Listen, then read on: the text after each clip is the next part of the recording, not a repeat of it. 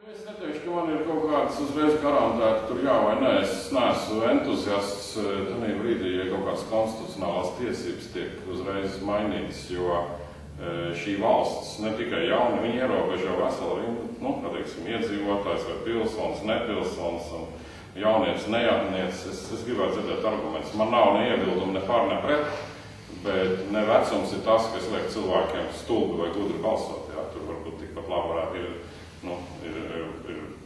daudz bērnu, kā saka, vecākiem vairāk balsis vajadzētu, un tad Ulmaņa laikā sievietēm man nebija tiesības Šveici vispār, man liekas, pirms 10 gadiem tikai, vai ne, un tā kā tās konstitucionālās tiesības ir kaut kāda dziļa jēga, un kas ir tas, jo balstiesības ir viena lieta, bet tamī brīdī, ja tev dotās balstiesības, tev varbūt iestājās citas sistēma, pienākumu un tiesības citās jomās, vai ne, varbūt tu esi tiesāšanai pakļauts uzreiz, un tas nav tā, kā tikai jauniešiem no tik, un tu to vienu izdali, jā. Tu nāk vesels pienākumu kopums, kas varētu būt ko tu varbūt nemaz negribētu ņemt tad no tiem 16, jā, ko es zinu. Pīpēt drīkstēt, vai ko tu nāk dzert, vai, tas ir tiesību kopums, tas nav viena tikai balsošanas tiesība.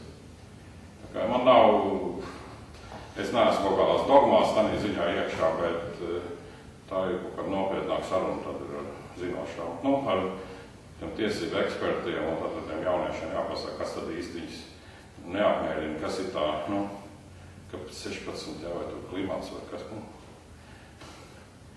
jā, tur kaut kāda loģika visā tajā ir apakšā. Jā, tev ir kaut kāds pieredzes kopums ar vecumu, ko tu iegūsti, jā, ja man puikām 10 gadu būtu bijis, un viņam, viņš tur pa multenēm vien balsot, un es tā, lūperizēju bišķi. Tā kā mums lielākais balsotājs tomēr ir pensionārs, piedodiet atvainojiet. Tas ir vissvarīgākais. Tas ir tāpēc tie deputāti, kas tā nopietni saprot, kas ir politika, viņi tiekās nevis ar jauniešiem. Es atvainojos, tā kā es šeit nāvis, bet tie stāv ārā kaut kur pensionāriem sūta avīzes un Rīgas iedzīvotājiem uzsauc bezmaksas transportu. Un tad tieši tie zina, kas ir politika, jo Benžuka izšķir vēlēšanas. Tā kā